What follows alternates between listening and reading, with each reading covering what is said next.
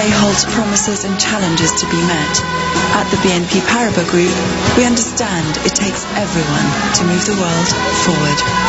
So let's keep trying, let's keep dreaming, let's keep reaching. BNP Paribas, the bank for a changing world.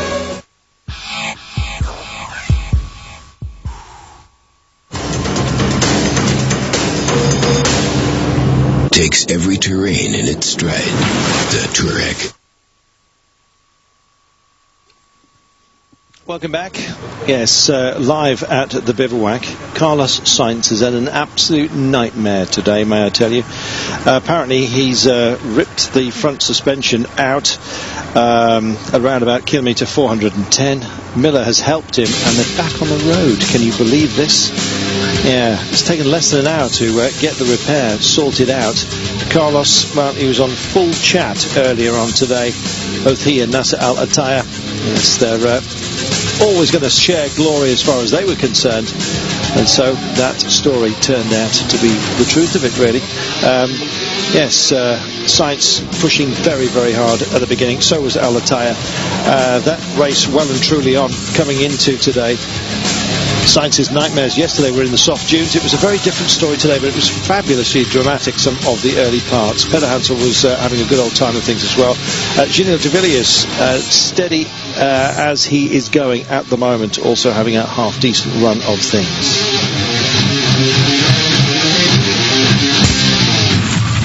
So kicking up a storm in the early part. Neutralisation section, and then the second part of the day.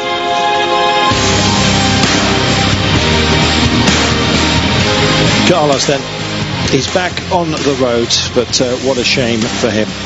Mark Miller stopped to help him out, but once again, Nasser Al-Attiyah has profited from the travails of the great man.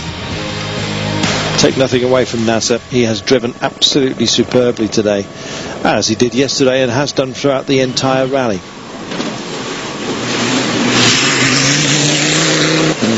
Nasser coming home for the stage victory today. He now leads Gilles de Villiers by 51 minutes and 19. Stefan Pennerhansel may well make the podium after all. He's currently in third place, an hour and 40 down. It's remarkable, isn't it? Just how your luck can swing. Today, well, Al-Attiyah really in a class of his own, it seems. A minute and 13 seconds away from Stefan Pennerhansel. Good old push from Petter, though, you've got to say as well. This water splash area just giving it a little bit of respite in a very, very hot day. We're nudging sort of late 30s Celsius here, and it's extremely, extremely hot and dry, hence the landscape, I guess you can say.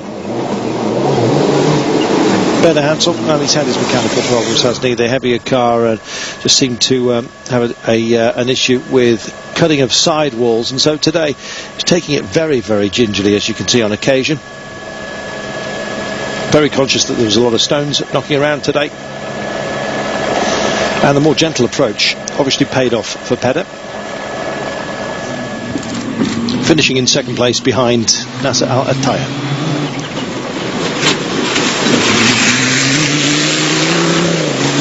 Gilles de Villiers has played a long game here, and it may well come back to him. It's a terrific effort by him. We were sort of saying he was a little bit off the pace early on. The last thing he wanted was to go out like he did last year, having won it in 2009, after Carlos Sainz, of course, had his issues. But the way it looks at the moment, we are not going to see Carlos Sainz on the podium this year, having ripped the suspension, we understand, at the front. Goodness only knows what he and Mark Miller got up to out there. There is Mark Miller just getting his way past one of the trucks out on today's stage. Mark Miller, great stalwart of Volkswagen, said he was coming here for victory this year. It's pure and simple. I just went to visit him in his home, and he was terrific. His son said Dad's his absolute hero, and the dedication he shows in terms of physical fitness at the age he is, something to behold. Christoph Olczyk, still waiting for him to come in at the moment. Some of the early CPs he was looking quite good.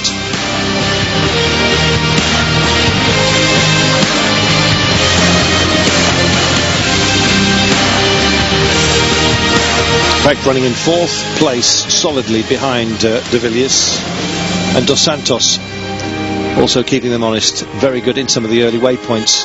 It's strange, isn't it? You start looking back and you start thinking, where on earth has Carlos gone? And then we send the helicopters back and it all becomes clear. We will, of course, have more in tonight's highlights programme, which will be on after the live snooker. I know that hurts a lot of you.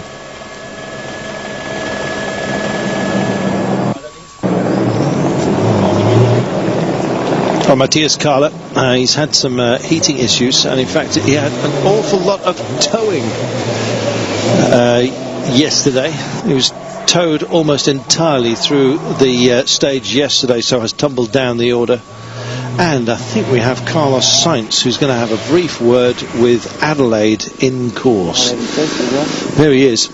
Actually, I don't know whether we will speak to him, but certainly we've picked up pictures of Carlos Sainz on track at the moment. This is with Adelaide's camera towards the finish of today's stage, but he's still got some work to do. Let's cross to Adelaide. Oui, le bivouac, nous sommes au kilomètre 449, Mathieu, et juste derrière nous, il y a 40... Kilometre 449. There is Sainz, followed by Mark Miller at the moment. They've lost over 1 hour because of the repairs they've had to make. On a plusieurs solutions. Une des solutions, c'est de céder entre concurrents. Donc là, Mark Miller, qui était derrière Carlos, well, they've helped each other out there. De sa voiture ou les Mark Miller did a great job. I don't know what he's helped, but what he's done, but clearly the parts are functioning right now. Juste devant nous, on va voir un peu l'état de la voiture. On voit pas très bien. Well, if a truck had helped them, it probably would have taken a little bit longer, she says, so who knows. Just waiting for Mark Miller to come through the dust here. Fantastic live action of the pair of them, still, as you can see, on full tilt here. Nice long look at them. And you see Mark just playing a great shadowing role here, waiting for the dust to clear of Carlos up front, just seeing if there's anything missing from Mark's machine that he may well have handed over. Alors on vient juste de les voir passer, ils ont l'air de rouler un petit peu moins vite. So there they go. C'est un peu difficile à dire, c'est quand même bien préparé. It's a difficult stage today. How quick were they going out there? Don't seem to be going as fast as they were early on today. No, they've obviously got to be careful and get to the bivouac. If there are damaged parts, they have to take care. Well, that's all we can tell you about that right now. They've just been by. But, yeah, what a shame. Carlos Sainz, it looks like it's all over. Let's speak to Nasser Al-Attiyah. Yeah, today actually good start. We start car number 4 and just we stay behind Peter. And it was everything okay, car working very well, no problems. A lot of dust on the stage, but okay, the good thing, you know, we finish and we'll see what we can do tomorrow. Tomorrow will be a different day also. Do you know what happened to Carlos? I don't know what happened. He broke a wheel. Oh shit. I hope he fixed it, you know. Does it mean that you win the Dakar? Still long way, you know. But today I think Carlos was pushing a lot. But okay. From my side, I'm really happy. I do very good job. Also, my co-driver and the teams. I'm quite happy, and I will do my best to reach Buenos Aires. Are you a little bit anxious about tomorrow? No. Tomorrow will be a different day, and we'll open the stage, and I think will be no problems for us. The gap will be really high with Carlos now because we will lose maybe 1 hour again. Yes, but okay, tomorrow just...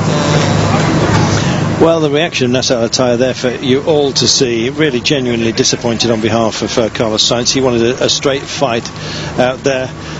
Real gentleman, Nasser Al-Attiyah. Chris Nissen, can you maybe explain us a little bit better what happened exactly to Carlos Sainz? All I can say is we got the message that Carlos stopped. Shortly after we got the message, Mark is at Carlos. This comes from Erie Track. And after about 1 hour they were driving again. We know now, or think to know, that he had damage on the front right suspension. And I'm quite sure that they repaired it. We had some spare parts in the car of Mark. He was doing chase car. And I hope he will arrive at the finish. At Volkswagen, you're doing a lot of mechanical training for the drivers. Is that something that maybe paid off today, or would they have lost more time without those trainings? No, I'm very sure that the drivers and the co-drivers are very well trained. We have some spare parts in the cars, and I just said to all the guys, maybe next time we need to do in the workshop to drive the race touring against the wall and bend the suspension to see if they can learn to change it even faster. Gilles de Villiers is just coming in here into the bivouac, first car in. What about his performance in this rally, a former winner of that rally already? Gilles has been very stable, no mistakes so far, getting more and more confidence, and who knows, we saw today, maybe he will win at the end. Nasser is already also racing in IRC. There is always some speculation in the media whether Volkswagen is going to the WRC or not, or staying in Rally Red. Do you have any inside information for us for that? No, it's very interesting. A lot of people are asking. We have been studying for a long time the World Rally Car. We think it's a fantastic series, and we believe it will grow in the next years. Volkswagen, the board members at Volkswagen will take a final decision at the beginning of this year, and I am very confident that they are considering very serious to do it. One thing's for sure, we will have Volkswagen Motorsport continuing on and racing and hopefully winning. Thanks for talking to us. Good assistant there, and yes, remaining a little bit tight-lipped about Volkswagen's future. I think if they were going to lock out the podium this time by, it would have been almost a certainty, really, that they've got very little left to prove as far as the Dakar is concerned. So new fields perhaps, but you never know, they might be back and contesting, and hope that Carlos is okay. He'll speak to us a little bit later. It's the world's most treasured rally, and it's celebrating its 100th anniversary with round one of the IRC 2011. Relive the thrills and challenge of the Monte Carlo as Eurosport puts you at the heart of the legend.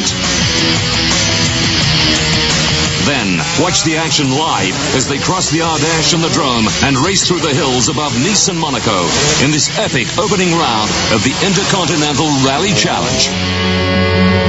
The Monte Carlo Rally from January the 19th, live on Eurosport and Eurosport 2.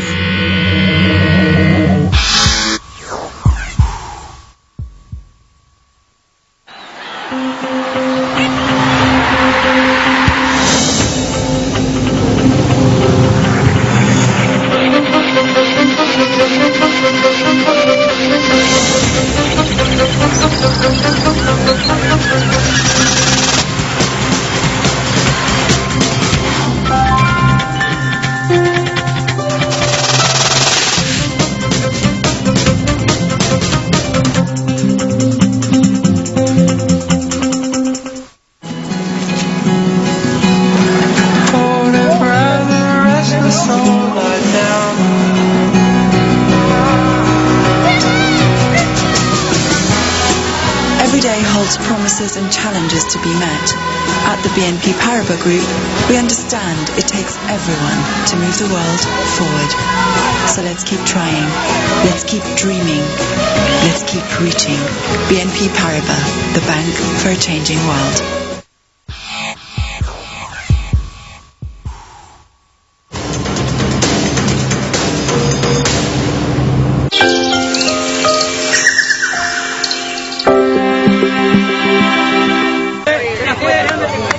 Welcome back. You know you're getting into population areas when the noise first thing in the morning when everyone is starting their breakfast runs. Yeah, they've been here for quite some time. And first in the bivouac is Gilles de Villiers. Ginny, how was it out there on the stage today? It looked so hot in the car. Extremely hot. A really tough day again. First part of the stage was very twisty, you know, so it was hard work to drive, lots of rocks and stones in the canyons, and we went to 3,400 meters, you know, so it was difficult for us inside and as well for the car, you know. The first part of the stage we just took it nice and easy at a nice pace, you know. We were opening the road and, you know, looking for the road in the right places. And then the second part, you know, it was again just a question of not making a mistake and not hitting a big rock, because there were so many rocks around. And in the dust of a motorbike or whatever, it was very easy. So we're really happy that the day is finished, but tomorrow is another long day. But certainly it's very tough. There was a moment of shock this